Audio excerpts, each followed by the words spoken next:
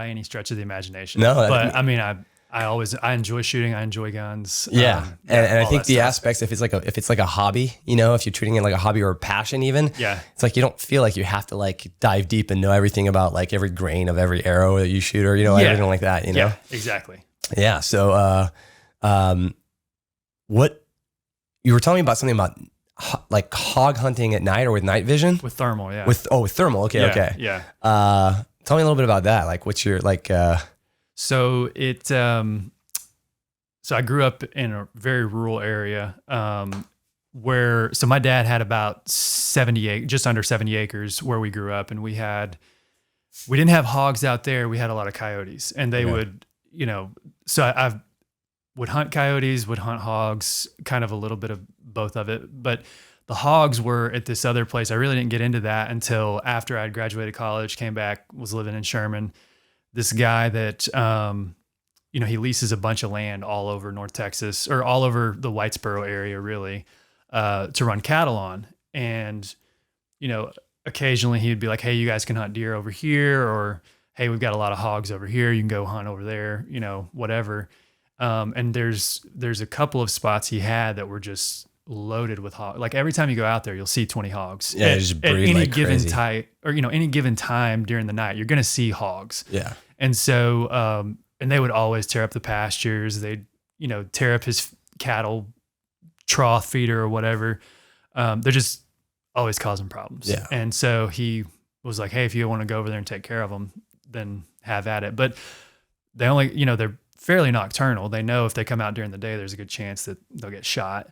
And thermal hog hunting has gotten really big in the past, you know, 5 to 7 years. I feel like whenever I first got into it, I actually started with, you know, infrared night vision, and I got like a $500 or $600 scope, fairly cheap. You had to be within 50 yards to really know, like, is that a hog? Is it a cow? Is it a person? With the night vision? Yeah. Versus the thermal? Yeah. Well, yeah, with the night vision versus thermal. Yeah. I mean, you had to like be very close, and you had to have a really positive idea on what you're shooting. And, you know, if you're past, like ideally you'd want to be like 30 to 50 yards max. At 100 yards, like you could see something out there. You'd be like, I don't know if that's is that this guy's horse? Is that a cow? kid playing? Is it a kid that got out of the house late at night and he's wandered into a pasture? Like, you don't know. You don't want to take those risks. And so, yeah, it's like, well, I'm just not going to shoot it, because you don't know. And then I bought my first thermal scope, and, you know, the infrared was about $500 or $600. First thermal scope was about $2,500. Those are pricey. Yeah. And that's like super low end. So it was a cheap one. Yeah. Those things are pricey. And, it was better than the infrared, but for being an entry level, like better than the night vision. You mean? Yeah. Better than night vision, but for being an entry level thermal, it was still like 70 to 100 yards. You may be guessing, like, it's borderline if you know if it's a cow or a hog. Yeah, because you're just basing on like the shape, right? Yeah. And it's so granulated at that distance that you're like, yeah, it could be a calf, it could be a hog, you know. Right. So once again, not the best. And now I've got a couple of other they're pulsars, and they're a little bit more higher. I'd say like mid-tier thermals. I mean, you can spend a lot more and get some much higher quality, but out to, you know, 300, 400, 500 yards, I can tell, like, oh, that's a cow, that's a deer, that's a hog. So it's the quality difference is That's crazy, much better. And the Pulsar, is that the brand, right? Yeah, Pulsar's the brand. Mm-hmm. How big is it? How big is it? Is it quite large, right? It's actually, it looks like a traditional. The first one I got, and I've got 2 Pulsars right now. The first one I got looked kind of like I mean, they're not huge. Like the first one, it's got this huge battery that kind of sticks off the side. And then I got a second one that is kind of looks like a traditional rifle scope. Where you would have like on a rifle scope where you would have like the turret up at the top where you dial in your range or whatever. That's just the battery. So, and you just have interchangeable batteries. Whenever it dies, you put a new one in. Yeah. But it looks like a traditional That's pretty dope. scope. I'm curious, like with the technology, because I know a lot of like I've been into photography. Yeah. So a lot of like what you're paying for when you're buying like a lens is the glass. Like it's like the quality of the lens and how clear it is. And, but there's got to be able to see that far out. You also, I'm sure there's like some sort of optical zoom as well, and digital. It's kind of a hybrid. So it's kind of a hybrid. And there's, once again, I'm not an expert on the inner workings of a thermal scope, but basically you have a base magnification of 3 times zoom, and with one of them it's 3 times, one of them is 2.5 times. So if you zoom into 6 times zoom, it basically cuts the resolution in half for every time you zoom in. Right. And so there's a certain point where, like, when you zoom in that far, you're just not, it's really granulated. Yeah. And so it doesn't really do you any good. 500 yards is pretty far anyways. Yeah. And that's, I wouldn't take a shot at night at, really past, there's a couple of spots where I would shoot something at 200 yards maybe. Yeah. But that's the beauty of hunting at night, is you can get so close to these animals that you don't have to take a 200-yard shot. Yeah. You can get pretty close to them and undetected. Not all the time. You still have to be smart. Like, you have to play the wind. You have to, realistically, if you take off through the middle of a field and there's a full moon, they're probably going to see you anyways. But, even if you're all in black, yeah, exactly. So, you can identify out that far versus like with the cheap scope I first started with. Right. Is like, you'd have to just keep trying to creep closer until you can maybe get a picture. At least okay. Yeah. That's a pig. I'm going to go after it. Yeah, exactly. And that's kind of the idea behind it. But most guys will still want to get within, 30 to 50 yards whenever they're stalking on a big group of hogs or something. So yeah. Are they usually, when you're hunting them at night, are they usually still in groups, or are they? So the ones that are traveling by themselves are usually the boars, the big boars. The younger pigs and sows will be, grouped up for the most part. And then younger boars will hang out with the big group of pigs too. But the older ones, like you'll see some 200-300 pound hogs. Those are usually the solo boars that are just walking through the woods by themselves, just doing whatever they do. Yeah. Being a pig. Dude, just hanging out. Yeah, dude, I'm going to bring up Joe Rogan on a podcast, a show about a podcast. But he, I didn't know this. I learned it on that show, is that those boars are like the same pigs that you find on the farm. Yeah. And like, they like, after a few months of just being out in the wild, they just transform into these, they grow those tusks. They get all mangy and stuff like that. It's crazy how they just look completely different. They don't look all like Wilbur, pink and pristine. It's crazy. Yeah. I had no idea. I thought it was a completely different type breed or anything like that. Same thing. Well, I think there are some different breeds. I guess there's like the Russian boars or whatever, or the really, really big ones. I think there's some crossover breeds between, different like domestic pigs and wild boars and stuff.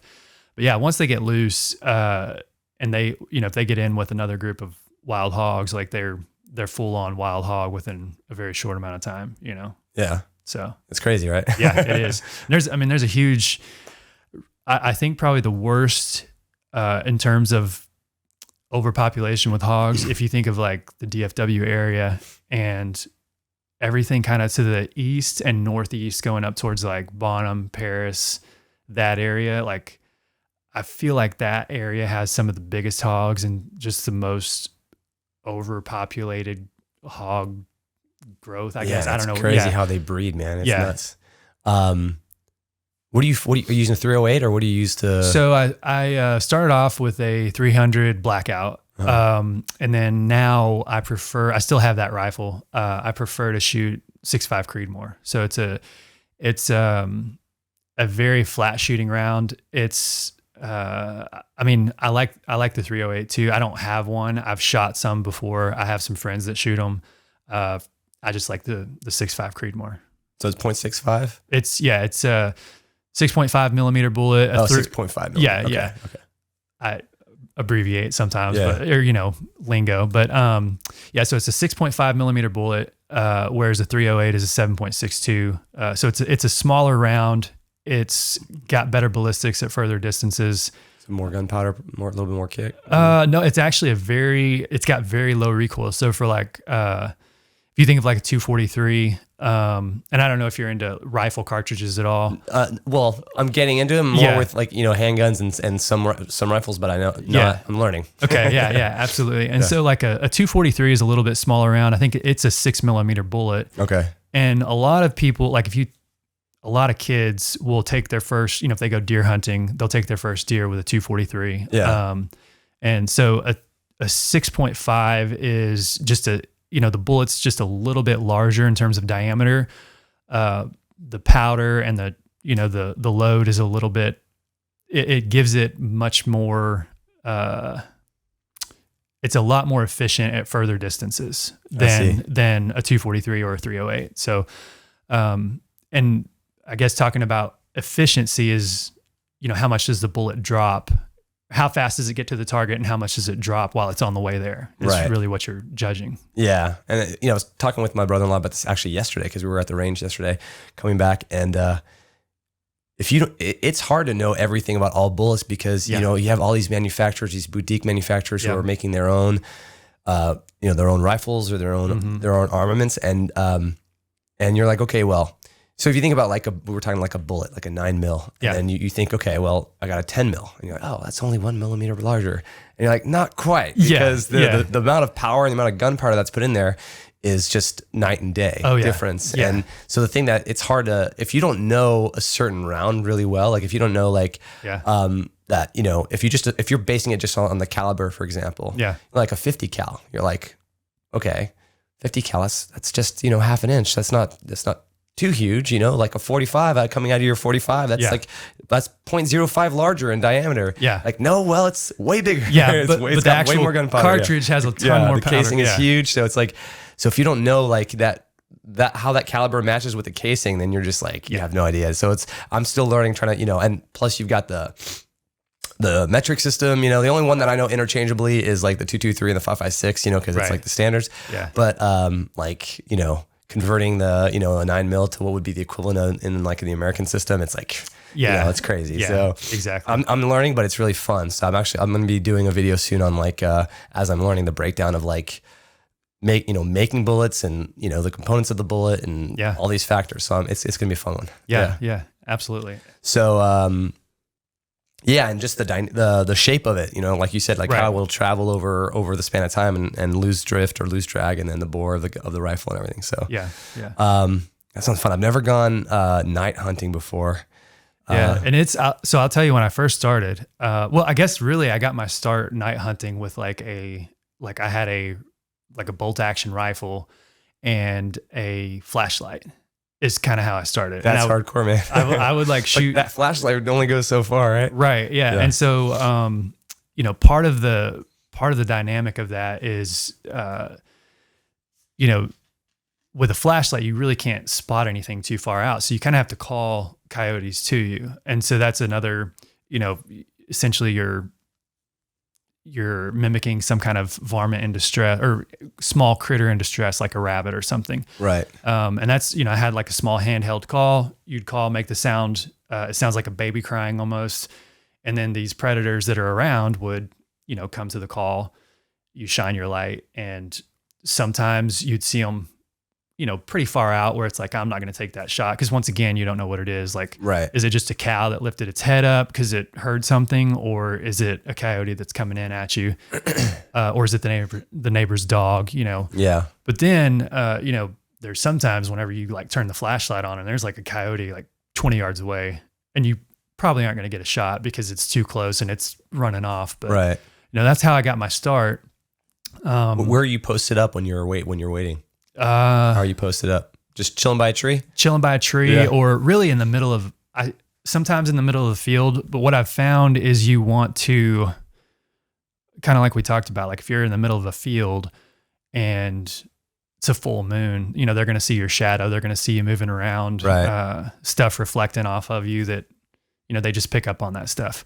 So somewhere where there's maybe a shadow or maybe like a old truck or, something in the middle of a field where you've got a pretty good vantage of everything. But, so then it went from flashlight to infrared. And that I didn't get the infrared until I was out of college, or maybe in college fixing to graduate. And then I got into thermal, but the thing I like about Wait, infrared and thermal are different. Yeah. Infrared. So infrared, I use interchangeably with night vision. Night vision. Okay. Yeah. So infrared and night vision, I use interchangeably. Okay. It shoots there's a camera inside of the scope that can detect the infrared light, and the reflection back, versus thermals picking up a heat signature, right. On whatever is putting off heat out there. Right. So, graduated to thermal, and for hunting purposes, I mean, there's nothing better than that, going with the thermal scope. So yeah. The military uses it to hunt people. Yeah, absolutely. Yeah. And so, that's where I'm at now. And, the thing I like about hunting at night is it just, for me, so I sell real estate, and I feel like if I'm hunting during the daytime, I should be working. And so, workaholic. There you go. Yeah, it's true. And so I feel like I should be working. But at nighttime, nobody's going to call me. Nobody's going to text me. And if they do, I can be like, oh, I was asleep because it was 1 a.m. And I'm trying to get my dinner. Yeah, exactly. Yeah. Do you eat the pigs? I've eaten a couple of them. They're pretty gamey. Even the smaller ones. Even the belly, like the fatty part, still pretty gamey. Yeah, and a lot of it has to do with,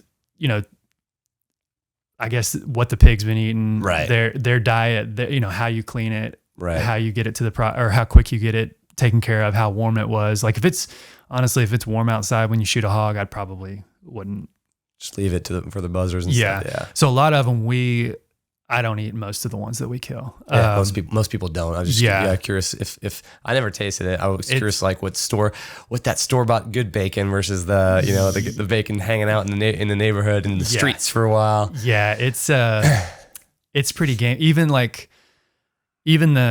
So we made some breakfast sausage out of it, and it just like the house smelled bad. Like going into it before I even ate it, I was like, this isn't going to taste good. Yeah. It just got that, it's got that smell to it. It's kind of gamey. Yeah. Even, and like I said, I've shot some smaller ones that I've had processed, and, not worth it. Yeah. Yeah. Are you going out in groups? Are you going out in groups when you're hunting, or what's? So I usually go out by myself. And that seems kind of, I don't want to sound like a pussy, but that seems kind of scary, man. It is. You're going out there in the middle of nowhere, like all on your own like that. First couple of times I went, I stayed at my truck. Or I guess whenever I was little, I would just walk to the back with a flashlight, and you get used to it too. I mean, like it is kind of like the first couple of times with no light, it's pretty scary because you don't know what's out there. Yeah. And whenever I had infrared, the battery on the scope would die so quick, and it wasn't that great of a scope anyways. You just kind of walk, and if you know where you want to know where you're hunting. You want to be out there in the daytime. And you wouldn't do this in bear country either. Oh, I wouldn't. No, not at all. Yeah. Luckily in Texas, we're good. We're safe. Yeah, exactly. Yeah. But, so it is pretty scary out there. For me, though, I think I've gone a couple times with other people. The thing I don't like about going with other people is, number one, there's like the pressure of, if I invite a friend to go hunting with me, and it's happened both times, it's like we don't see anything. Yeah, there's the pressure of wanting them to have a good time, and then realize it's just me sitting here most of the time, which is what it is. Yeah, and then they're like fishing too sometimes. They're like, well, man, on your YouTube channel, it looks like you're tearing it up, and then when I come out here, we don't see anything, and I'm like, that's how it is sometimes, Or they can only be out there for an hour or two, and the hogs may not show up till 4 a.m. or something. So who knows? And we're already gone by the time they show up. So there's that pressure of this is going to be a fail for them, and they're not going to want to do it again. And they're going to be like, nah, what a waste of time. Or there's the, I forget where I was going with that. The thing about hunting in groups, hunting in groups, there's the safety factor. Yeah. I am very, like when it comes to firearms, I am very overly cautious. Like every gun's loaded. Yeah. I don't like going to the range in groups. I don't like hunting in groups. Yeah. From past experiences of like, if you go to the range with 4 or 5 guys, you're going to get flagged with especially if it's pistols. Cause the barrel moves so quickly and people just, you got to know the people like exactly. Yeah. So my brother-in-law is like, he's been firing you should see his arm. I call it his armory. Yeah. But it's the same thing, man. He's like, no joke about that. And, he'll make anybody that is firing with him, there's training. There's we will follow these rules or we're not going to shoot, period. Exactly. Yeah. And so for me, you take some people that you kind of know, kind of don't know, or, they're good friends of yours, but you're not really around them too much with firearms. Yeah. You don't know how do they have the same experience. Like safety training and safety expectations of the other person that you have of them. And so that's a big factor. And then you throw in the whole, like it's dark and you can't see anything factor. And I don't like being around people that in the middle of the night with firearms that I don't know how experienced they are, or just overly cautious they are with it. So I think that's smart. Yeah. And and there's less pressure. I think a good thing about it is it's probably kind of therapeutic after a while when you go out there, right? It is. Yeah. So I have a side-by-side Polaris Ranger that I hunt out of, and it's got like this boat seat that's got a high back to it, and I've got like a rifle mount. I built this platform. It's pretty legit. Sounds awesome. Yeah, I'll send you a picture. I'm gonna come hunt with you, man. Yeah, yeah. I'm inviting myself. And so, I'll just sit out there. Before I built that, I would just lay, like if I got tired, I'd just lay down on the top of the Ranger, just listening to whatever, like just the sounds of nature, just being out there. Nobody's bothering you, not getting bothered by clients or whatever. And just, it's really peaceful. It's kind of a getaway, therapeutic, if you will. Yeah. And then it's also a huge adrenaline rush whenever the action when you starts. hear noise, you're like, yeah, for sure. Exactly. I can imagine, especially like, coyotes are usually not, aggressive in that sense. Right. So it's like, you're not like worried about like a mountain lion jumping up on you or anything like that, but they are around, right? Yeah. And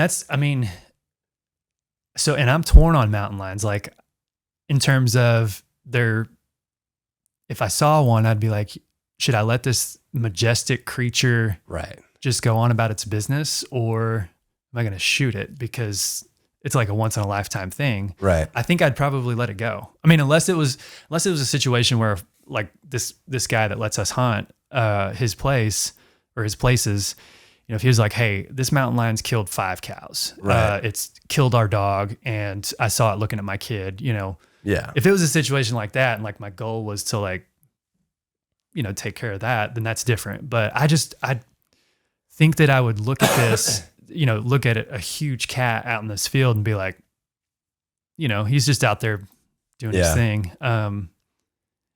So I don't know. There's it's kind of interesting where I like would draw the line or the line. Yeah. Yeah. Yeah. The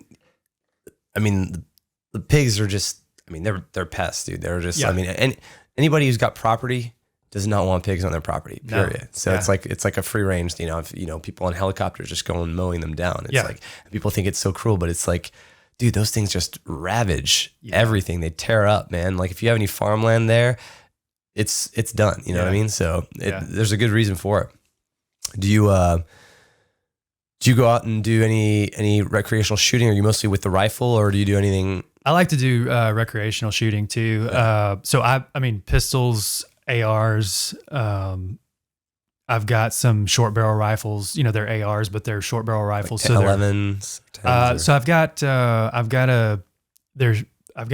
SIGs that are short barrel rifles, and they're SIG MPXs. One's a 9mm, one's a 300 blackout, and then one's a 5.56. And how's the 9mm rifle? Dude, it's so smooth. I was just talking to my brother-in-law about this yesterday. I was like, because he custom makes rifles too, and I was like, because I'm lefty, so I want to make him, like perfect, put everything where I want it to be. But I'm like, do I want a 9mm? And he's like, well, it's convenient for the ammo, because if you have a 9mm handgun, you got the 9mm ammo. It's like universal. Yeah. but for its practicality, that's the question, what you'd want to use it for. Yeah. Tell me about your experience with it. So it's really fun to shoot. And then, like you said, though, from a practicality standpoint, if you're ever in a situation where it's like, okay, I need to use an AR-15 for whatever, am I going to grab a 9mm or am I going to grab a 300 blackout or a 5.56? And you're going to go with the 300 or the 5.56 every time. Like the 9mm is it looks cool. Yeah. It's super fun to shoot. It must be really fun to shoot. Yeah. It's, and so, each one of those, I've got a suppressor on them too. So they're, really quiet. It's a really good time and they look pretty badass if we're being honest. Yeah. So I like to shoot those, handguns, the same thing. And really with handguns, it's more, if I'm shooting those, it gets to a certain point where it's just like sitting there shooting is kind of old. You gotta get some drills. And so a lot of it, I'm pretty big on concealed carry, and a lot of it is actually like practicing your draw stroke and making sure that if you were ever in a situation where you had to use that you don't shoot yourself, you don't shoot somebody else, and you actually, or a bystander, you actually are prepared for it. So, for sure. What do you carry? What do you conceal carry usually? So I've got a Glock 19, which is a 9mm. Right. But mostly I carry a SIG P365. Oh, nice. And it's also 9mm. It's just it's a little bit more compact. It's a bit more ergonomic. Exactly. It's a lot easier to conceal. And is it a single stack or double? So it's a double stack, but if you look at the mag, it's not very like. I used to have a Glock 43, which is a single stack 9mm, almost the exact same size. Those aren't fun to fire. It's just so tiny. Yeah. It's almost the same size as the SIG 365, but it's got double the round capacity. So you can fit, in almost the exact same size magazine, you can fit 12 rounds versus 6. Is it? But it is a bit. It's not as narrow as a single stack. It's a little bit wider than the single stack mag on the Glock, but it's not like if you look at the Glock 19, it's almost 1.5 times as wide as the SIG magazine. Okay. So it's I don't know how they do it, but yeah, it's good. Yeah.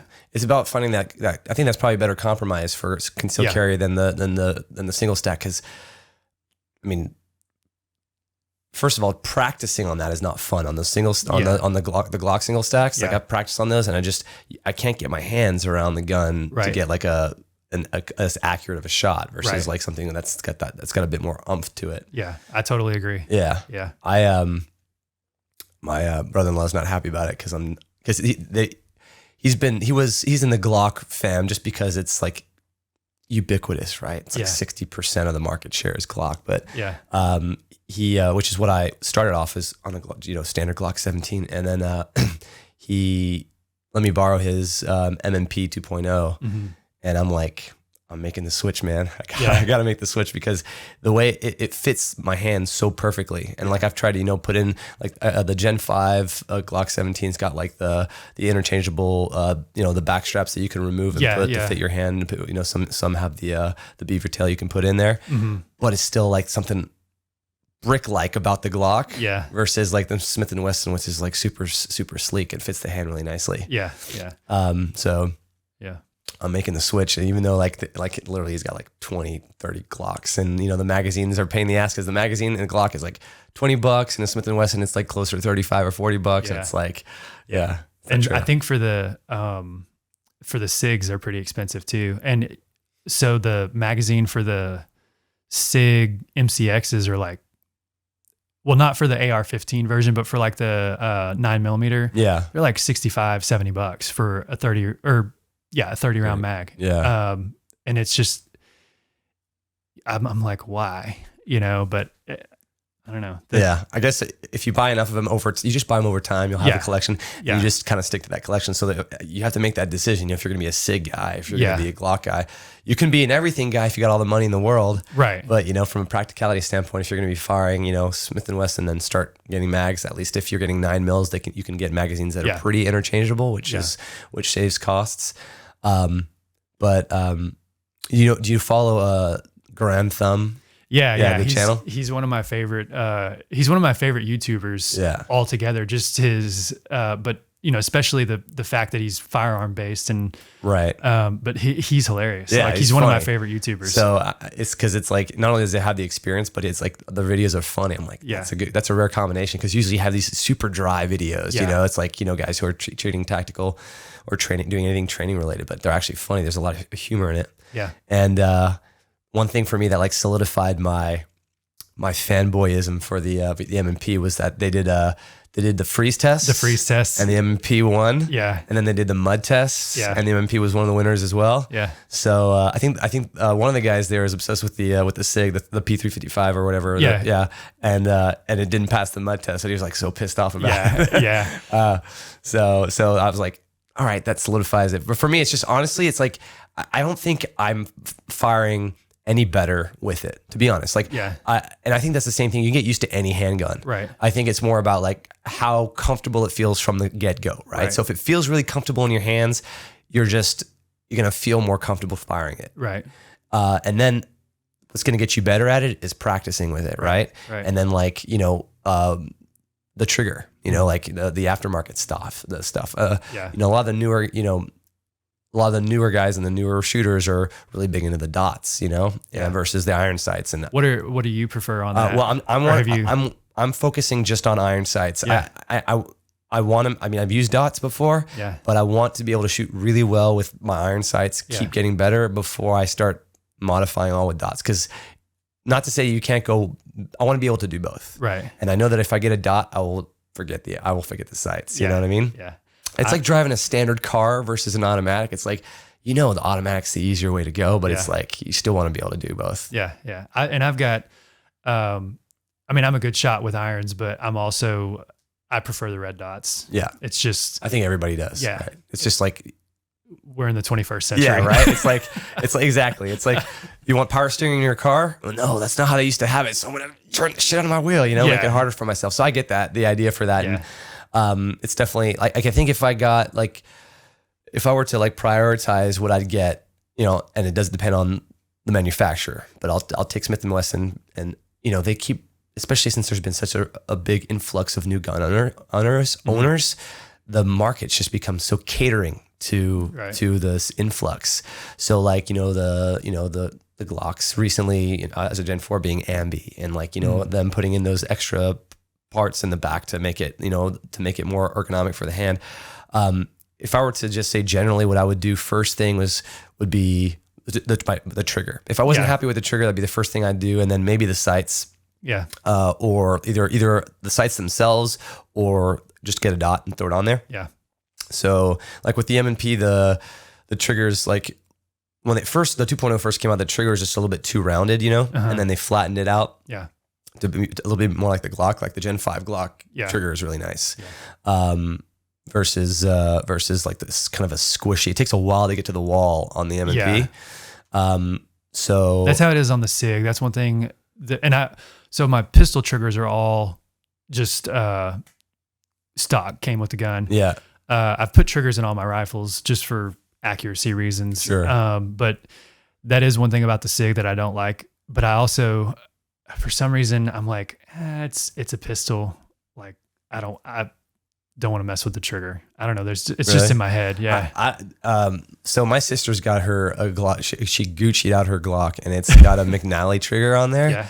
And it's a lighter trigger, so that's not the one I would pick. But it's very smooth. The click is perfect. It's like the wall is great. It's just she chose a lighter trigger, but like it makes a difference for sure. Yeah. So I think the trigger for me, like for me, my two, and I think most people, what you would say, like when you're firing that, if I'm lefty, so if I'm shooting off, it's down to the left. If you're righty, it's down to the right. If you're a righty, it's down to the left. Right. Yeah. And so I'm like, it's either my flinches, which I can control. That's got nothing to do with, it's my grip and my flinch if it's coming down. And if it's to the right, it's my trigger finger. Yeah. So it's like, if it's coming to the right and my trigger finger is causing that, then getting a better trigger would be the first thing to help combat that. You know what I'm saying? Yeah, absolutely. Regardless of my sights or anything like that on there. Yeah. Yeah. Yeah. that is another thing. And once again, I think it's just like something in my head, but the stock triggers that come with them are fairly heavy pull triggers. And so I don't want to get anything too light to where it's like, I don't know. You just get something that matches it. Honestly. Yeah. You do have just to find out which one it matches and just try to get the same weight per pound. And the thing is though, they can cost a pretty penny. So you're thinking about like, you spend $600-$700 on a Glock or an MMP or whatever. And you're like, you got to shell another $100 to $150 on a trigger. You're like, right. Man, that's a pretty penny. And then, I don't know what sights you use. I got what is it? I got a Trigicon. Yeah. Is it SRO or RSO? I can't remember which one it is. Yeah. There's the Trigicon RMR, and then there's the Trigicon RSO is what I have. And so that's the one my sister has. The one that on her Gucci'd out. It's kind of like a circular glass picture or circular picture versus the square that the RMR is. I think. Yeah. It's hers is circular. Yeah. Yeah. And it's nice. Yeah. So I've got that one on the Glock, and then on the SIG is the one of the Romeo sights that came with it. I don't remember which one it is.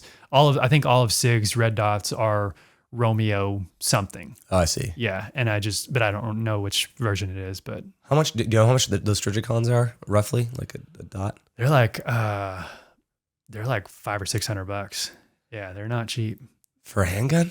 Yeah, that's nuts. Yeah, but they're also like indestructible. Right. Yeah, I didn't realize they were almost the price of the actual gun itself. Yeah, that's crazy. Yeah. See, I don't know if I could justify that much. I'd rather just I don't know if it's something like maybe if I got it as like a Christmas present or something. But it's like that's just crazy when it's the actual price of the gun. And the reason I went with the RSO versus the RMR is when the battery dies on the RMR. Yeah. You have to take the sight off. Like you have to get your screwdriver, take the sight off, put the battery back in, put it back. Mount the sight back. With the RSO, you still have to have a screwdriver, but you don't have to completely take your sight off. You just take the plate off, put the battery in, screw it back on. That's pretty cool. And in my opinion, it doesn't mess with like, oh, well, you took your sight off and put it back on. Like, is it still zeroed? Right. That's the big question. Yeah, it's convenient to not have to zero it in again and then test and calibrate. Yeah, exactly. So do you run any compensators on yours or no? My pistols are, other than on the Glock, I put the red dot. But aside from that, everything is stock on those. Yeah. Because I'm always curious of what how much of a compensator can really help. I've never, my brother-in-law's got quite a few, so I haven't really dived into how much of it can help with the recoil. Yeah. But I'd be curious to know. I think it makes a difference, and especially like if you're like you see those people who are doing like 3-gun competition shooting, and they've got ports coming out everywhere on the side of their pistols. I think it makes a pretty big difference. I don't have any experience with it. Right. Yeah. I think if you think about it, it's like what are you using it for? If it's for defensive capabilities, it's like, what's that little bit of difference going to make? Yeah. If it's for professional shooting, and that will get rid of your recoil. But obviously a recoilless gun would be amazing. Like I don't know if you saw the John Wick Around Thumb episode, but they were finding that his John Wick's like Pit Viper, that $7,000 handgun, and like there's like no freaking recoil on that thing. It's insane. Yeah, that'd be really fun to fire one of those. Oh yeah, sure. Or my brother-in-law was showing me I'm not sure if you're familiar with the Infinity handguns. They're basically like pure custom. So you go to the website, and then like they will design everything. Like you have it's kind of like picking out, getting your bathroom designed and remodeled. Yeah, you're like, okay, here's the grip. What would you like the width of the grip to be on the top end and on the bottom end? Then we have materials. What kind of design would you like? Like the bells and whistles, and they cost about $7,000 to get customized. Yeah. But you can the finish, the color, every little component they they make themselves. Yeah. It's pretty crazy. It's crazy, like the cream of the crop. It's like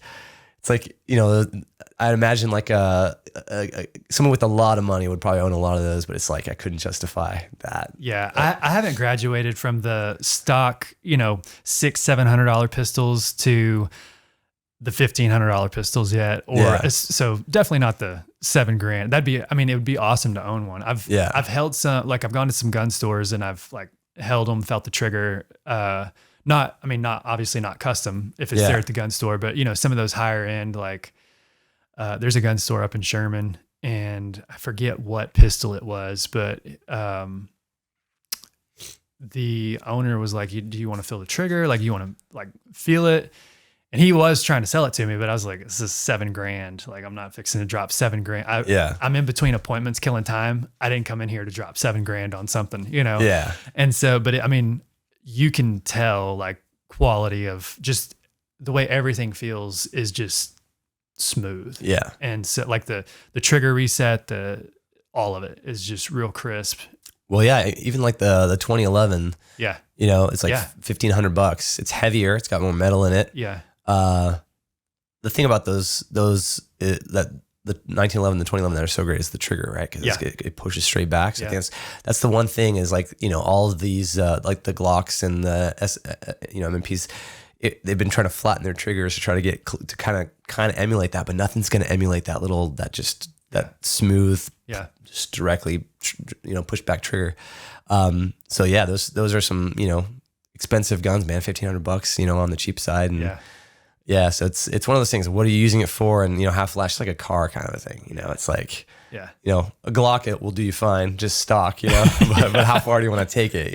Exactly. Yeah. I mean, don't get me wrong. I do want to. I want to Gucci out some kind of pistol, and like one of my friends has a CZ. I don't remember what it is. It's like a CZ Shadow 2 or something, and I think it's a 2011 type pistol. Yeah. And it is.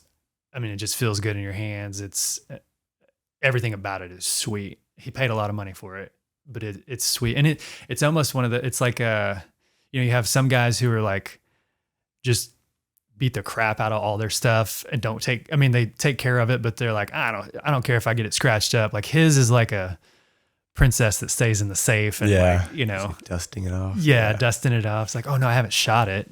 I don't want to get it dirty. It's more that. Just, I think it's kind of like I've got it. Yeah. But in reality, he'll probably never. Yeah. There's a lot. I mean, one of my good friends, he's wealthy, and he's just a gun collector. Yeah. And he's got guns from the old West, the old Smith and Wessons. He's got, he was almost got his hands on a Tommy gun. It fell through his fingers. But I mean, he's got like, I'll show you a picture later. He took pictures of him and sent it to me. It's like 2 bedfuls of just like king size beds, because he just laid them out there to show me. And it's just all like, wooden handled vintage, just beautiful guns. And I don't even know if he has ammo for half of them. You know what I'm saying? Yeah. But they all work. They're all like great. He's got like, German guns from World War I, World War II. That's amazing. Yeah. So some collectors just like, there's some gun collectors just like it, you know? Yeah. It'd be cool to fire some of those. Like it was, like fire a musket. What would that be like? just to try and be like, that's not fun, Like how bad do you want to hurt yourself? Yeah. Like how bad, like, how is it compared to like firing a 12 gauge, like, right. I don't know. Because you got to find gunpowder first of all, like that kind of gunpowder where I don't know how easy it is to get just pure black gunpowder nowadays. You can get it down at the hardware store, I'm sure. Right, no, I don't know. Yeah. But, because I've been, and the smoke that it would make just like covering your face, Yeah. Pretty crazy. But yeah, I mean, the mechanisms for the musket, if you think about how, it'd take you like, however, many seconds to, put the powder in, put the ball in, get your primer in, get to set the primer in. It's all been now condensed into like a little bullet. Right. It's pretty crazy, right? Yeah. All the components, pretty cool. Yeah, it is. I've got what do you do dry firing? Do you like do a lot of, or do you do mostly stuff on the range? I mostly, I don't do any dry firing. I'll mostly do stuff on the range, but I'll practice my draw stroke or something at the house, make sure gun's empty, all that good stuff. But, just for the muscle memory of like, oh, if you do have to take it out of your holster, like, right. Yeah. So where do you keep it? Where do you keep it at home? Like, so I don't have any kids. But I still keep it in the safe, like at nighttime. I keep everything locked up, or occasionally, like if I come home and I don't know, like going to change real quick or something, I'll just throw it on the nightstand. I don't like to keep them unlocked, even though we don't have kids. Yeah. I still just lock it up in the safe. Yeah. Yeah. So I want to show you this. Do you have the Mantis? Yeah. Yeah. Yeah. I just did a video on it for my YouTube. So I'm going to publish it like, I don't know, tomorrow. I'm gonna have to check that. I've been curious. Like, yeah, I'll show you. Did you learn about these off of Grand Thumb's channel? Cause I think so I've been looking for just a way to train. Yeah. And I just started searching, and I know that I saw one of his video.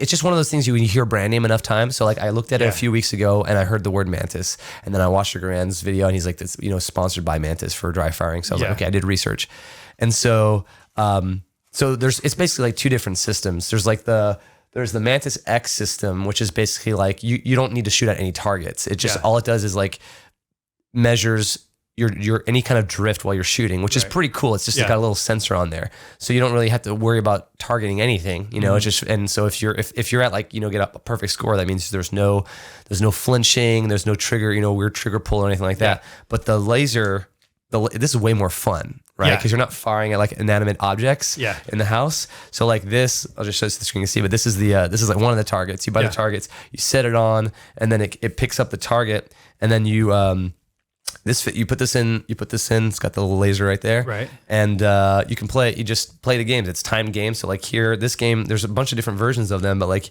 you get 10 shots. How many times can you hit the 10? Yeah. And then you can choose the yardage, the distance from there, and you can play with friends. It's pretty fun, man. So there's like all these little, you have like, I'll show you.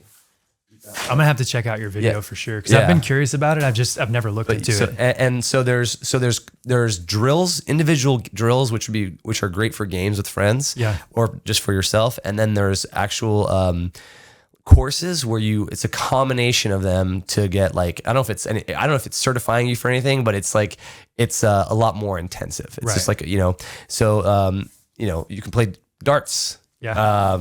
And then this one was a free one. Which is really fun.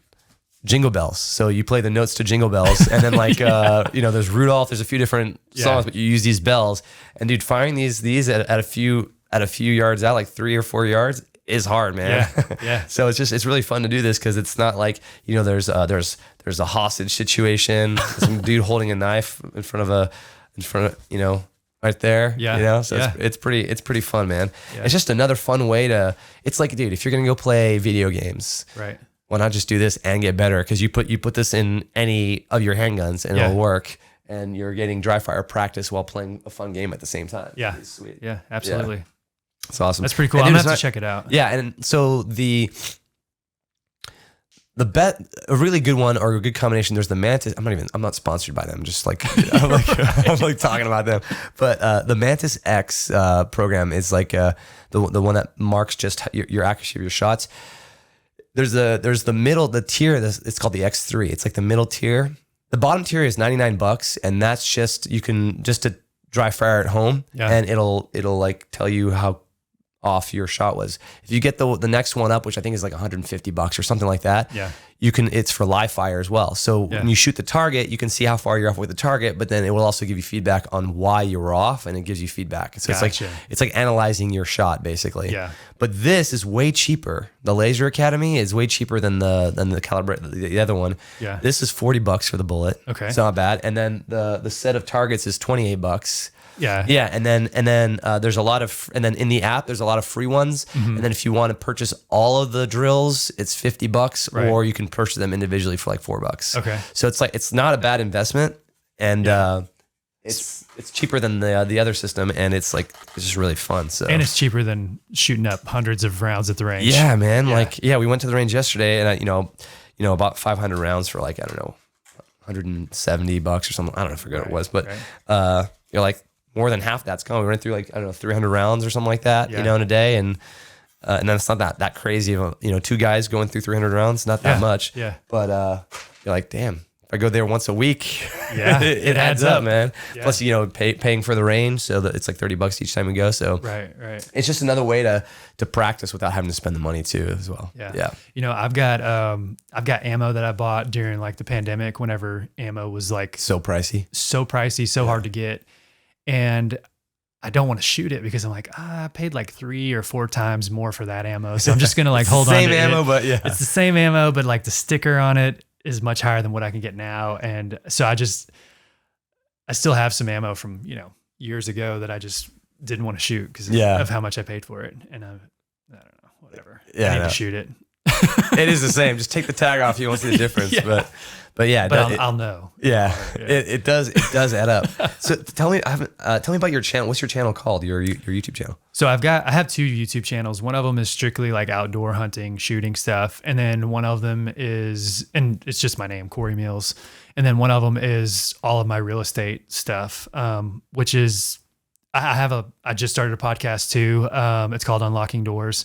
And it's myself and a mortgage lender I work with just talking real estate. Nice. So we've got that. We do our listing tours. There's, informational videos like how do you buy a house, stuff like that. I've been making YouTube videos since like 2015. Nice. So if you go all the way back, I mean, there's some pretty terrible ones. It's that learning curve, man. Yeah. And even now, I mean, they're not great, but I've found that it's the information that my clients are looking for, that's really. Yeah. Content is everything. It's like, you can go all day, trying to get the best production and everything like that, but yeah, totally. Yeah. So, but yeah, just Cory Meals, both of them are just my name. And the one that's me holding a fish is obviously the outdoor channel. The one that's me like kind of looking professional, like in a suit and tie. Yeah, is the other way around. I go fish in a suit and tie. That'd be pretty funny. I should swap them out. Yeah, just search my name on YouTube and it should pop up. Yeah, I'll put it in the description of the video as well. Cool. I was gonna say, I used to. So, like I said, I'm into photography. I used to be really big into it. It's just a time thing more than anything that But I made a YouTube video like years ago, around 2015, 14, something like that. And the production quality was bad. And it wasn't bad. It was just like, I just put up a camera. The lighting there was enough, but like the door was open. You could see the toilet in the background, like I didn't care. I just wanted to teach the people about how to shoot in manual mode and just teach them to wrap their heads around it. And it's got like 500,000 views. That's crazy. And with the toilet in the background, but who cares? It's like, if the content is good, if the people like it, it's going to get views. So that's at the end of the day, all that counts. It's like, and I do this to myself because like I'm OCD and I'm very like visually driven. So like I like things to look good, production to be nice because I've got that side. But like I can also like make me spin in these useless circles where I'm like, okay, you don't need to redesign a logo. You don't need to redesign this and that. Just put out the content, try to make it good and focus on that. And then the skill of getting better at it you get better at it as you go. Or if it becomes something that's big enough, you can hire somebody who's way better than you who does that and knows the design part of it. Yeah. And so when I got started making videos, I was more or less interested in like I thought it was really fascinating to be able to edit video. And I just used I started off with iMovie, but anybody I would talk to was like, I don't understand how did you get it to look like an actual video? And they just couldn't wrap their heads around like, oh, you just like click and cut and split and all that. Like it's fairly simple. I don't want to say it's simple, but in the grand scheme of things, it's not too hard to learn. But most realtors, whenever I was getting started, just were blown away that you could make a fairly professional looking video and edit it on your own. And so that really helped me like stand out. But I really enjoyed the editing process. And then it got to where I was like, okay, these are the problems I'm running into while I'm editing because I shot it this way. Yeah. And I would, learn, okay, next time I shoot, I need to do this. I need to do, change the lighting, change the settings or whatever. And once again, not a professional videographer, cinematographer, or anything like that. It's just trial and error, right? Just trial and error. And I thought it was cool. Yeah. And then now we're kind of to the point where it got to the point where we would take on so many listings that if all I was doing was taking on listings and editing footage and shooting footage, it's like I wouldn't have time to actually go sell those houses. Right. And so we've hired somebody to do that for us. But that's great. I still really enjoy, so for like outdoor footage, I really enjoy, I got pretty big into like filming hunts. So like with those thermal scopes, you can record through the scope. Nice. I would kind of, there's a lot of YouTube channels that it's just like thermal footage of just them mowing down hogs. I kind of put like a story together of like, hey guys, just got out here, kind of tell the story of like how my night started, how it went, what I experienced other than just what you see through the scope. Right. So yeah, make it more entertaining, right? Yeah. And so that's kind of the style that I went with. But I also, I like to bow hunt as well. And for that, I've never really had the best place to hunt. I'll just say that. So as far as to bow hunt, yeah. Like I basically have gotten to hunt for free, which means if they're not charging for it, they know it's like, oh, not the best place. There's not a whole lot of deer out here, and the ones that are out here, not really high quality. Like if you're going after like a trophy buck, right? That's not the places that I hunt. So it was more just for like,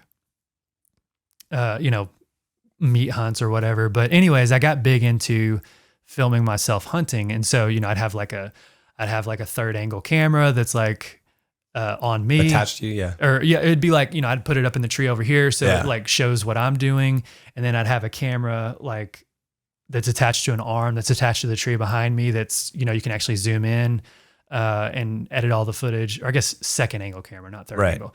But so it kind of shows like a little bit of the behind the scenes of like, yes, I am filming myself hunting. Here's how I do it. Right. And honestly, I think it probably has ruined more hunts. It's like, it's like taking all that gear up there and like, well, because you're also thinking about like, okay, how is this shot got to look? Right. Yeah. So it's like, you have to, it takes away from it. Like I did a lot of shooting yesterday at the gun range, and like you're still focused on the task, the main task, but like the back of your head is like, okay, is the mic placed well? Is it going to get too much feedback? Is the camera at a good angle? It's like you're trying to like juggle 50 different things. Yeah. So it definitely takes, I think the experience of doing it over and over again is one thing, but also like meticulous planning ahead of time. Like that's why people who like do production in movies or video productions, like you have a storyboard, at least you have an idea. It's like, I'm going to shoot all this so that like I don't miss anything. You plan ahead and, versus just like winging it when you're there for sure. Yeah. And that's all trial and error, but I still really enjoy that aspect of it. Which it's, I think for me, it's the fact that most people don't do it. And I don't know. It's just kind of a hobby of mine. I enjoy being able to go and experience something that other people have done and also record it myself. Yeah. And make a somewhat decent looking video out of it. That's great, man. Yeah. I'm absolutely the same way. Yeah. It's just fun to do. Yeah. Do you still do any editing, or what do you use for editing for the videos you do make yourself? So now I've got, I still use iMovie. Like if it's something super simple, I'll use iMovie. Right. If it's, I'll use Final Cut Pro 10 as well. So, I'm an Apple guy, and that's just, I haven't got into what's the Adobe Premiere Pro. Premiere Pro. I've heard that's a little bit more complex, and I haven't really messed with it at all. Yeah. Final Cut 10 is a lot better than iMovie. Yeah. But I don't think it's anywhere near Premiere Pro. Well, so let me get because you started the podcast, right? This has like been a game changer for me and a huge time saver. Yeah. If you're doing your own editing with that. Well, I don't do that. So so what we do is like we'll show up and we'll shoot 4 episodes at one time. We'll because we want to release one a week. So throughout the month, we'll be taking notes on like, here's a hot topic we can discuss on the podcast. And so we'll shoot 4 episodes. We have this huge, we record them on a drive. I give that to my assistant. She uploads it to Dropbox. We send it to a guy that he edits the full version, and then he makes some shorts and that we can put on Instagram, YouTube shorts, all that stuff. Promote it. Yeah. So, and like I said, we're just like, I think this is like our second month doing it. So we've only shot 8 episodes so far and released, 5 or I think just 5 of them. But, so we're still like learning and trying to figure it all out. But I've got like the studio set up and all that. And that's awesome. It's a lot of fun, but I don't edit that stuff just because I feel like that's pretty boring to edit.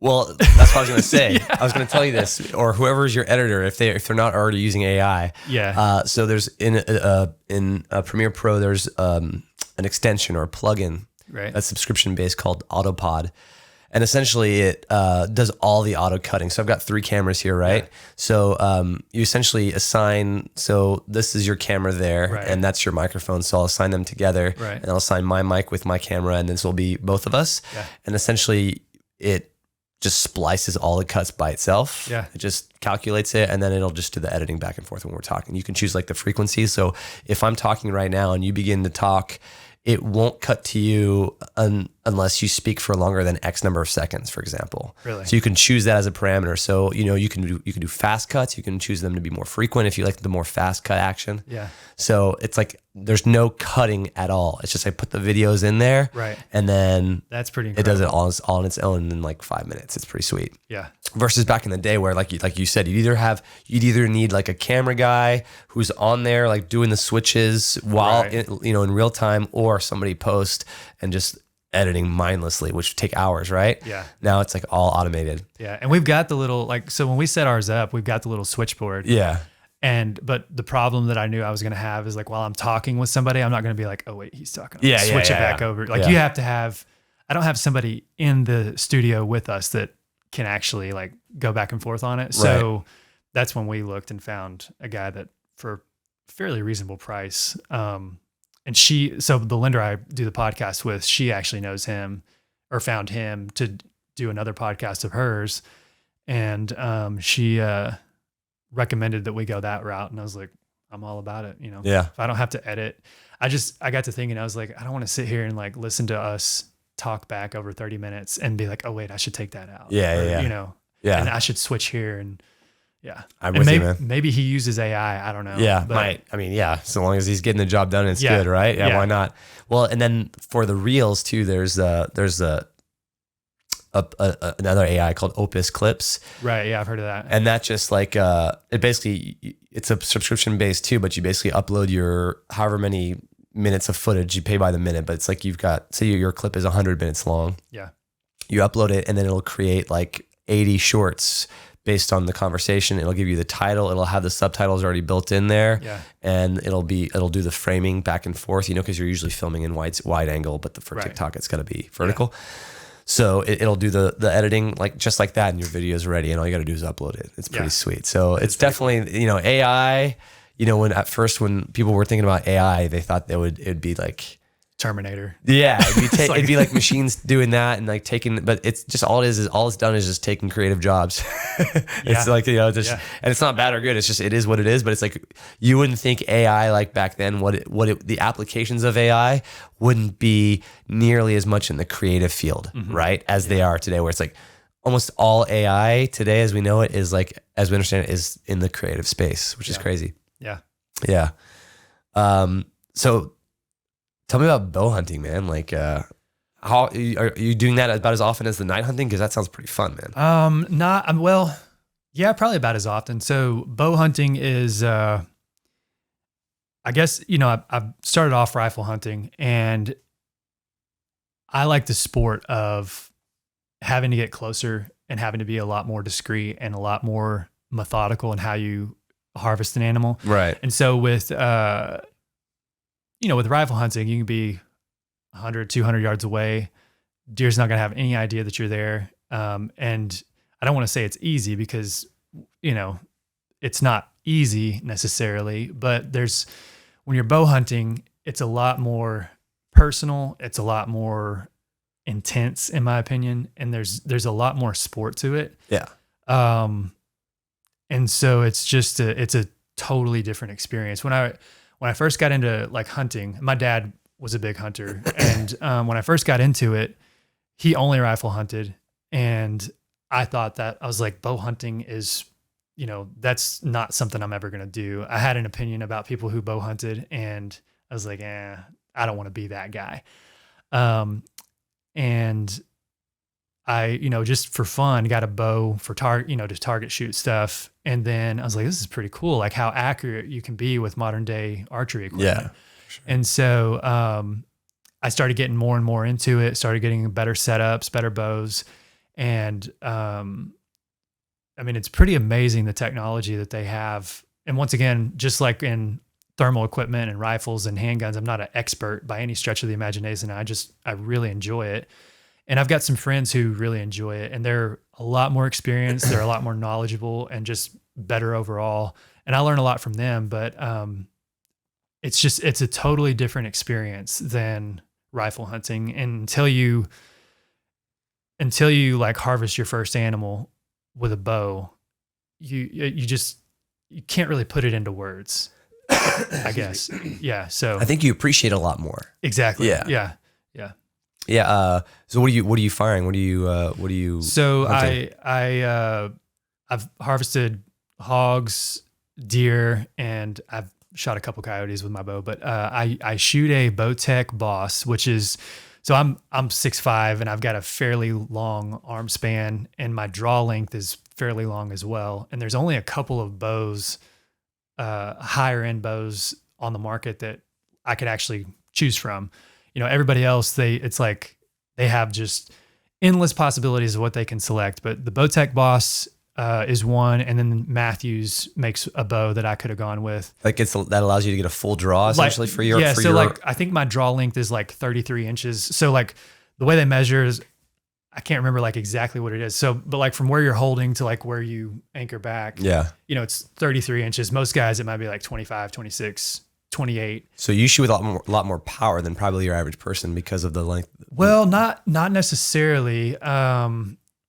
Because with those shorter bows and the technology, I mean, they're still spitting those arrows out at the same, feet per second. And then there's just a ton of different factors that go into it. But, and I honestly don't remember what my poundage is set at, but, with modern day, compound bows, you can have a 75-pound draw weight, and it doesn't feel anything like that, just with how the cams are set up and all that. Yeah, it's like those mountain bikes, man. Yeah, you set it down to one, you're just like, this is easy. Exactly. Yeah. And so, but with it's not necessarily shooting. It's not more power or anything like that. It's just a bigger bow that accommodates a longer frame, I guess you could say. But I shoot that, and then I don't remember the name of the broad. I used to shoot the Rage broadheads, which was like a slip cam. So it's accurate like a field point. But it's got like a slip cam in it. So whenever it hits a target, the blades deploy in the back, and it goes from, like a field point that's maybe, if you think of like a, like a 5.56 bullet or something, very small diameter. And then it deploys to, like a 1.5 to 2 inch, like a hollow point would essentially. Yeah. So it expands to like a 1.5 to 2 inch cutting diameter on an animal, which they're really good. The problem is sometimes. So essentially, the arrow would just open up like this, like flower open. And it deploys from the back. From the back. So like you've got the broadhead flying forward. The blade, whenever it hits something, the blade pops back. Okay. And then it's a razor. And they're really good. Sometimes they fail to deploy. Sometimes if you hit bone, it doesn't do what there can be issues. And then also, just depending on, like if you're walking to the woods in the morning while it's still dark and your bow bumps something and maybe something falls loose on the broadhead, like whenever you go to draw back, I've had this happen. I was fixing to shoot a deer, draw back, and I like noticed something looks weird at the broadhead, and the blade had come out. And so like if the blade's out and you shoot, it's not going to fly like it's supposed to. Right. And so from that point on, I was like, I'm going to go with a fixed blade broadhead, which is like your, it's and I forget the brand that I shoot, but they're still very accurate. It's a little bit smaller blades on it. So it's not catching as much wind. And it's helps with accuracy a little bit, but it's still gonna, like whenever you hit something, it's gonna do the damage it's supposed to do. So I need to learn more. I know virtually nothing. Yeah. About bow shooting or any. And I'm like a step above that. No, dude, no. Trust me. Mine is like, day camp at the YMCA, archery. It was like a longbow. Yeah, longbow style, Yeah. There's that show that was on Netflix. It's from National Geographic or History Channel. It's where they have to go out and live by themselves. What's it called? Not Survivor. It's Naked and Afraid? No, it's called Alone. Oh, okay. Yeah, but it's the same idea. But these are survivalists who like know their shit. They're like, they've been doing it their whole lives.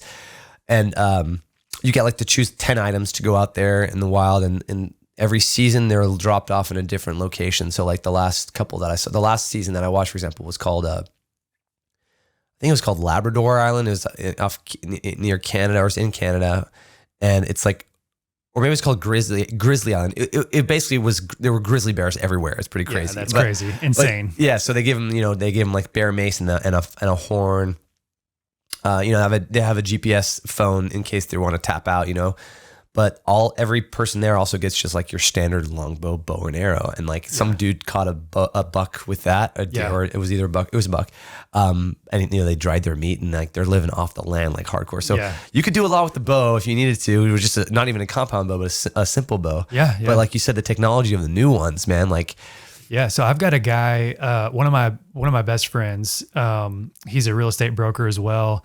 And he's big into bow hunting and has been his whole life. So like, I'm a novice. I would say he's more expert material.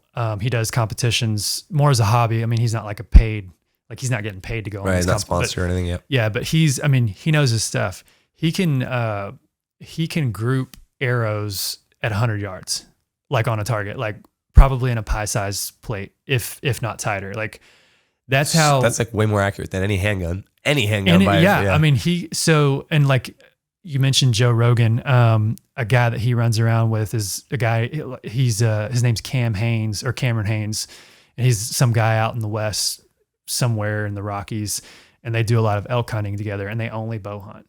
And like they'll take 100, 150 yard shots, maybe not on an animal, but like I've seen videos of them target shooting, and Joe Rogan's out there with a compound bow shooting at 100 yards and like bullseye. And it's the technology. Wow. So you obviously have a sight on that thing. Yeah. So you have a dot. It's a red dot. No, you have so there's different types of sights. Like you can have like a 5-pin sight, a 3-pin sight, a 5-pin sight. And so like the closer you're going to use the closer the distance, you use the top one. The further the distance, you use the bottom one. Yeah. You're restricted to like, okay, this is my 10-yard pin. This is my 50-yard pin. Versus there's some adjustable sights, and it's a single pin sight. And so you like, if it's a 12-yard shot, or if it's a 67-yard shot, some weird, not right on a 10-yard increment, right? You don't have to like hold up or down on the animal. You can dial in right where it is. Okay. And so what you do is you draw back, there's a peep sight in the string. And so you are looking through the peep sight, you line up the dot, on the actual like main frame of the bow. Yeah. And you just line those up and you shoot. And there's most modern day sights will have like a level to make sure that you're not like canting the bow one way or the other. Cause whenever you draw back, like if you're on a hill, if you're wherever it's hard to tell. Yeah. You can't, it's like, I don't know if this bow's level. Yeah. On flat ground, I don't know if it's level, Right. And so you want to make sure the bow's level, because if you cant it one way or the other, it's off. Cool. There's a level on there. That's it can be off drastically just based on that. And then, so you shoot with a release. So you're not like actually grabbing the string with your fingers and pulling back. I use a thumb release. So you clip it on the bow, and it's just like a trigger. I used to shoot one that was like an actual trigger with your index finger. And, you draw back to a certain spot that's your like anchor point. And then for me, I've got the thumb release. Whenever I'm lined up and ready to go, I just click it, and it's, just like a trigger on a firearm. And, you can be extremely accurate with those. That's pretty cool, man. Yeah. Yeah.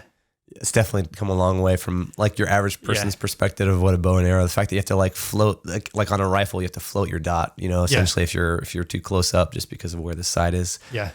It's essentially the same idea, but just you have to gauge your distance based on how low or over how high or low you need to aim. That's pretty crazy. Yeah. 100 yards. That's hardcore, man. Yeah. With the freaking arrow. Yeah. Do you buy arrows? Do you have to like buy the parts of the arrow individually, or do they sell them like? So you have to like, and if anybody's going to like, if you or anybody's going to get into archery, I would go into like a pro shop where they can kind of walk you through like what you need. They can measure your draw length and all that. And so what they'll do is like, you know, if you have this draw weight, they're going to get you an arrow that has, and I'm going to butcher the terminology here, but basically you're going to have different lengths of arrows. You're going to have different stiffness of arrow. So if you have a longer arrow, you don't want it to be too, bendy. But does the arrow and the arrowhead come together as like no, and so, you have to choose? You'll pick like your weight of your arrow, then you'll pick what broadheads you want to use, what field points you want to use. You know, if you're shooting 100 grain, usually I think it's 100 grain. There's some 125 and I don't know, 150 is probably pushing it on terms of like how heavy you want it to be. Yeah. I've seen 100 grain and 125, but you know, your field points that you practice with would be 100. You want to have 100 grain broadhead as well. And so that's what, so it's still pretty light. It's like twice as much as your average bullet. Yeah. But in most of the weight's in the arrow. Right. So the weight is the entire arrow, not just the tip? Not just the tip. Okay. Well, gotcha. the weight is the broadhead, like the 100 grains is just the broadhead. Okay. Yeah. Right. And then, you know, an arrow would be, and I don't know, like 400 or 500 grains. Yeah. Something like that. Something, I mean, it's fairly light, but still, you know, has some, they're not, and bendy's not the word. I can't think of the word, but anyways, I told you I was going to butcher the terminology. Right. And then you can also, you know, you can pick like what nocks you want to use, which is where you like snap it into the actual bow. And then there's different styles of like the fletching. So older technology was like these longer feathered out fletches that really the point of those is to keep the broadhead from getting too like wobbly and lose stability. And now they've got, you know, these shorter fletchings. That's basically like the feathers in the back, the right? feathers in the back. Yeah. And, you know, you can have these shorter fletchings that are steering these, you know, much larger broadheads. And once again, it's just how technology's changed archery. And that's, I mean, pretty much anybody who's shooting, you know, a compound bow, they're going to have like those, I call them blazer vanes because there's a company called Boning Archery that made like the Boning blazer vane. And so I just call them the blazer vanes. I don't know what they're actually called as far as the fletching goes. Yeah. Should have turned my phone off. Oh, it's all good. Yeah. Oh, yeah. No worries, man. All right. Let me put this on Do Not Disturb real quick. Yeah. And then, yeah, I mean, it's super complex. There's people who are so much better at it than I am, but it's a lot of fun. Yeah. Yeah. How often do you go out there to go either hunting either at night or? Not nearly as often as I would like. But it just, I mean, it kind of has to like, so for whitetail hunting, it's, you know, the season opens up in October. I think it's October 1st is whenever the season open up, and then it ends sometime in January. So you can only go in those times. I'll go as often as I can, which may be, I don't know, maybe once a week or something on the weekend, or I've got, so the guy that I was telling you about that's big into archery, he and I hunt together.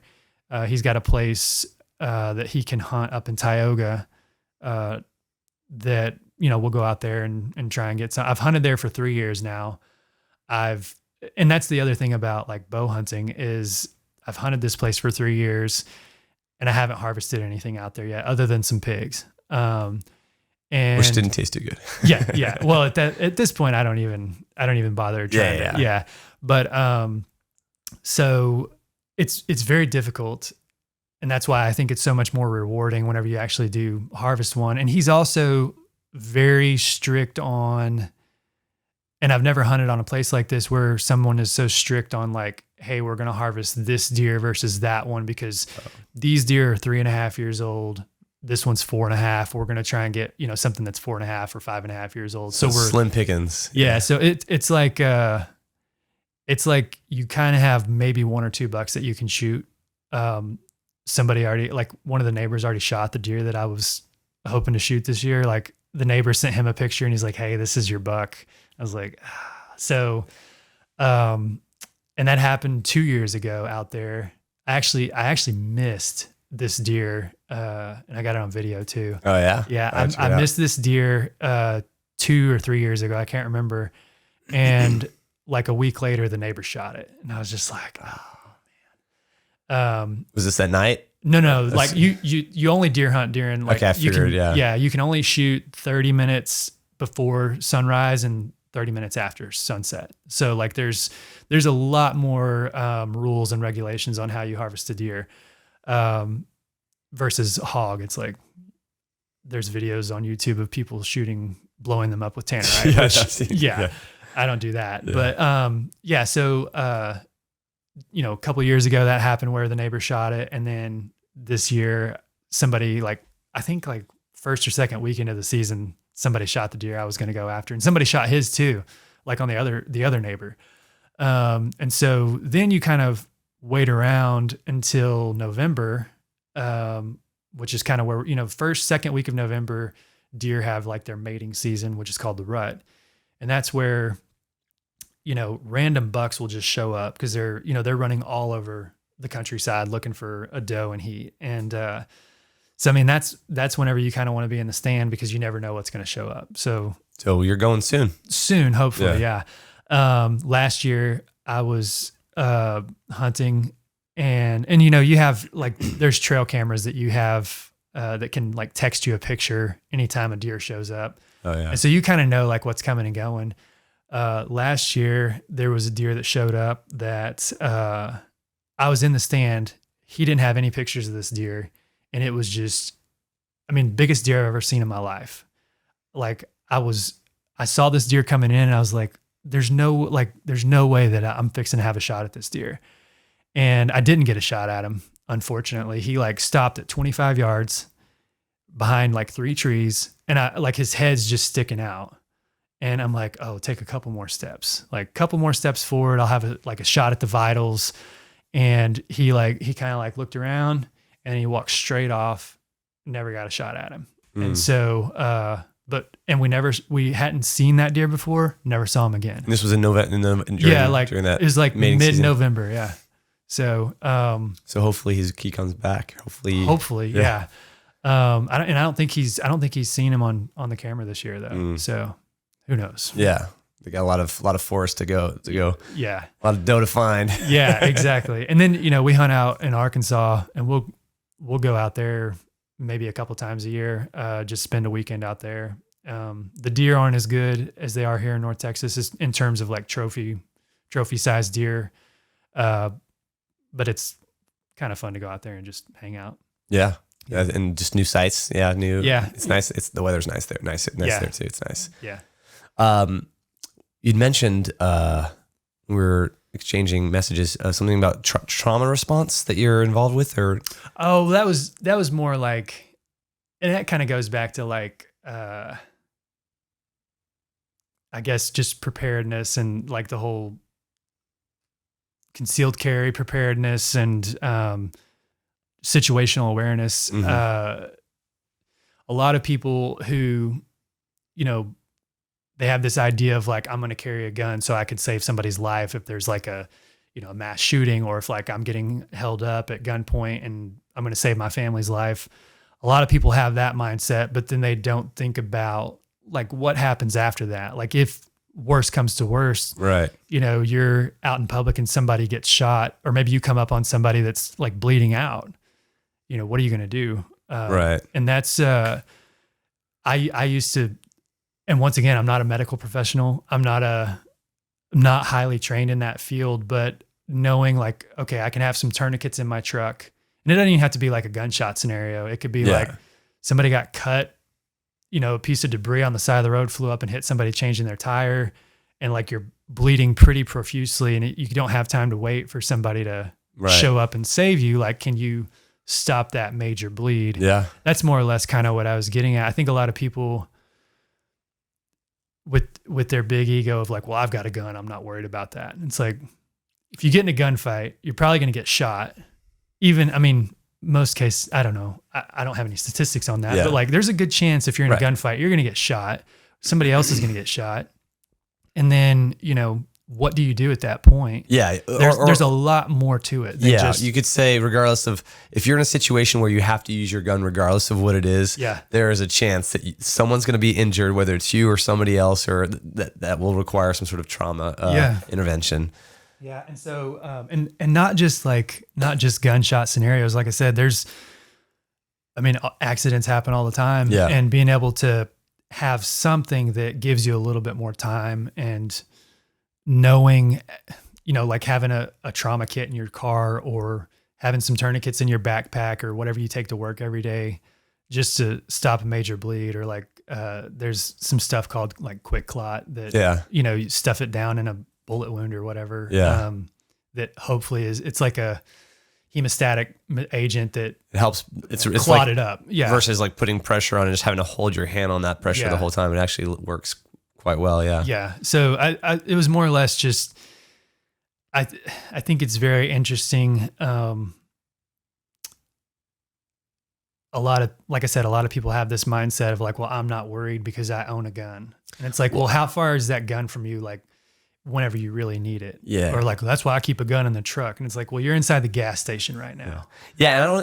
And I don't even think it's like you said, it's restricted to anybody who owns a gun. I think it's, as we get older, I think we start to think more about the in case shit happens if, cause like we're more, because we've seen a lot of stuff. Exactly. So it's like, just today when my son was eating, food downstairs, for the idea of choke, because he had a freaking Lego in his mouth yesterday. So we were talking about that earlier today, and so he's eating, and I had in the back of my mind, I'm like, okay, where is those suction things that you have? I was like, where is that thing? I want to make sure I knew where it was in case that thing happens, because like it's more about that's hard drives. It's more about like preparedness and knowing where you are and being prepared in case anything happens. There was that great ground video from like a year ago that I swear I've watched like 5 times. It was just the survival tips that he has for surviving in an urban environment in case there's a collapse of the government, stuff like that. He just came out with another one. Yeah, the urban, getting out of the urban area, which is great. Yeah. But this one from last year, he's talking about, what to pack, how to filter your water, all these, food, like, all these things that you don't really think about because we're so, dude, we're comfortable, man. Life is good. We have electricity. We have all these things that, can cut out. And if they cut out permanently, you're like, oh, life's not good anymore. Life's not easy. Things become way harder. Yeah. And, so and we kind of experienced that a little bit, like with the pandemic, the ice storm, it really puts things into perspective where you're like, stuff can go down pretty quick, and you can say shit's all good. Okay. Yeah. So stuff can go down pretty quick. And,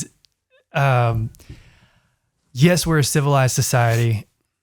Yes, stuff shouldn't happen, but it does. Yeah. And you just have to plan. And you don't want to like live your life in fear, but you want to have contingency plans of, okay, I know that I can get from this crappy situation I'm in, I can get somewhere safe, and then I can figure it out from there. Or, if an accident happens, I can take care of it until we can get a medical professional who actually can take care of it. And it's it's like in the back of your head, you can create the scenarios, whether it's, there was that Allen Mall shooting that happened. I was watching the video footage of that cop and how he handled it. I don't know if you, you have to be in shape to get there. He ran like, half a mile or more with and he was smart enough to grab his rifle. First of all, he grabbed and he shot the guy. It's like, he was in the right place at the right time, thankfully. Yeah. And he knew to grab his rifle versus just go on foot with his handgun. What I mean? The fact that he was able to get the guy. Yeah. So, we all think about those kinds of situations, but, like natural disasters, anything that can, like the freeze, how to be prepared in case that happens, like have a generator or have some sort of backups, because you never know. And people might call you doomsday, like prepper or whatever it is. But man, it's much better to be prepared than not. It's much better to have than not. Exactly. People have this idea, and people who are, anti-gun, which I used to be, my stances have changed a lot over the last 10 plus years. So I was listening to one of your other podcasts, and you talk about your political stance as well has changed quite a bit over the past 10 years. Yeah. And it's funny how they kind of go hand in hand. Yeah. But I think it's just me, as I've gotten older, I've come to realize that, you're the captain of your own ship. Nobody's going to save you. Yeah. Yeah. Yeah. I mean, my conception, my idea of what government was, how, thinking about how government was this entity that had my best interest in mind, as you experience things like the pandemic, and you experience situations like that, where it's clear that even if there are people who do work in government who do have the general public's interest in mind, it is not the purpose of government. The government's role is it's its own thing. It's its own entity. It doesn't really care about your average person. So I think, and the thing is, take like what happened in Hawaii, right? The response to that. It was just, most government is very poorly run because it is so bureaucratic. It's so convoluted. It's so big that like it has nothing to do with whether or not it's evil or not. It just has to do with the fact that it's inefficient. Right. And you go back to saying you can only help yourself, which if you think about a situation of like a life or death situation, a cop can, like the Allen shooting I was just talking about, if it took him 5 minutes for him to run down and shoot the assailant, well, within that time, 6 or 7 people died, however many people died. If I was one of those people and I had a way to protect myself, I'd be alive today, right? Yeah. Or at least have a better chance of being alive. You know what I'm saying? Yeah. So if anything, you're stacking the odds as much in your favor as much as possible, right, to be able to defend yourself. You know what I'm saying? So it's more about an element of control. I think my idea and why my political viewpoints have changed is that it's more about, that at the end of the day, the more autonomy you have, the more control you have in whatever situation that is, whether it's with government control, whether it's with your speech, whatever it is, the more freedom you have to do whatever it is that you want to do, the more ways you have of protecting your own livelihood and the livelihood of those around you. Yeah. And that's the big reason why my viewpoints changed, because the far left side is just not conducive to that. If I understand that guns are what's killing kids in schools, but it's not the guns that are killing the people. And regardless, it's like, that's not what's going to get rid of guns, especially in America, where it's like, it's not like other countries. America's government is founded. Like the reason why the Constitution was even ratified was because of the Bill of Rights. It would not have been ratified. The Constitution would not be a thing without the First and Second Amendment, because that's what the Anti-Federalists wanted. They're like, we're not going to agree to this if we don't have these Bill of Rights to be more specific to give. So it's baked into our foundation, our own mentality. You're not going to get rid of guns in America. It's never going to happen. Never going to happen. Yeah. Unless, the only way that happens is like, I think it's an outside, like the UN is like, okay, we're like, somehow America's now like the enemy of the world's superpowers. And it's like, we're going to take over America. We're going to have to disarm their populace, and which basically means we're going to have to kill a lot of people. And it's like end times type situation before America gives up their. Exactly. Yeah. It would never happen. It would be either somehow the American government itself came to the point to where it wanted to disarm its own citizens. Yeah. At which point, regardless, it would still be ugly regardless, because every person's armed. Yeah. I had a long talk with my brother-in-law about that, on a podcast with him about that. And it's like, we went to Iraq, hoping we could, destroy, ISIS, and 20 years later, they're still around. It took 1 month for them to come back and take control of Afghanistan. So, I don't think it's as easy, even if you have all the military might, when you have people who can go underground, you have people who are scattered. It's like, it's not as easy as just saying we're able to take everybody's guns, and we're able to take control of the population if there's people rebelling. So, well, cool, man. This has been fun, man. Yeah, absolutely. Yeah. Thanks for coming. Yeah. And hopefully I can talk whoever is letting you go hunt to have me come with you, so maybe we can do it someday, or go to the range. That'd be fun too. Yeah. Do you just shoot at a range like around here, like indoor range? It's outdoor. Yeah, okay. I don't do any. I'm not a fan of the indoor ranges. Yeah, it's outdoor. It's actually because I think he moved here recently. Coleon Noir. Yeah. So he started. So the range that I go to. Tire range. So we've been there like way before he just made it popular because he's got a big YouTube following. Yeah. But I've been shooting there for 10 plus years. Okay, cool. And it's really fun. It's well managed, and it's really fun to go. So if you haven't been there before, we should do that sometime too. Yeah, for sure. All right, man. Good to meet cool. you, man. Yeah, absolutely. It's been fun. Yeah, that was fun.